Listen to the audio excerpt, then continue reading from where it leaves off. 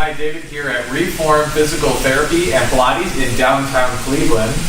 Today is What Now? Wednesday. So we've been talking about shoulder impingement, and this week we're talking about primary versus secondary impingement.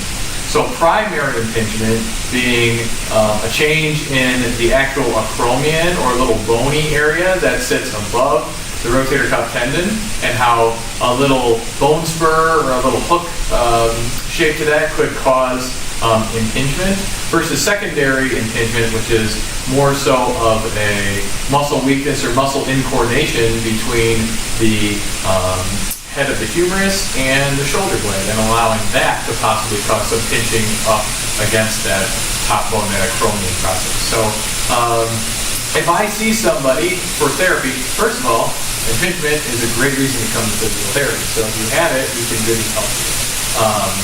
If you are coming to me with primary impingement, I may concentrate on trying to give a little bit of space underneath that pointy acromion or that little bone spur by doing some glides of that shoulder in a downward way, things that kind of decompress that area. I may promote some lower level exercises, things that are definitely below shoulder height that don't stress that position.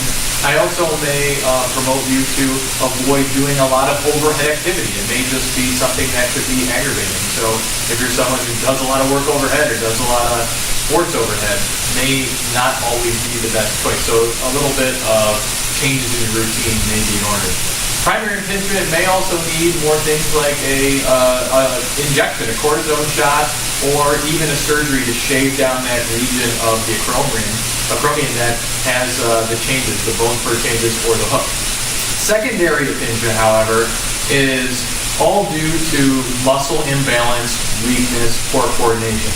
That is definitely something that a physical therapist can help you with. You may notice that the shoulder has some poor positioning, maybe it's tilted forward, maybe it's depressed, down, different things that would show that it's more of a muscular imbalance. Things are too long, things are too short, things are strong, things are weak, that we can definitely help you with. Because all we have to do is work on changing those patterns between the shoulder blade, how it glides along the back of you, and the ball of your humeral head, which is going to slide around and be controlled by your rotator cuff muscles. If we can go get those to work together in harmony, you can then have a nice coordinated motion between those two pieces and hopefully stop the impingement that's been happening.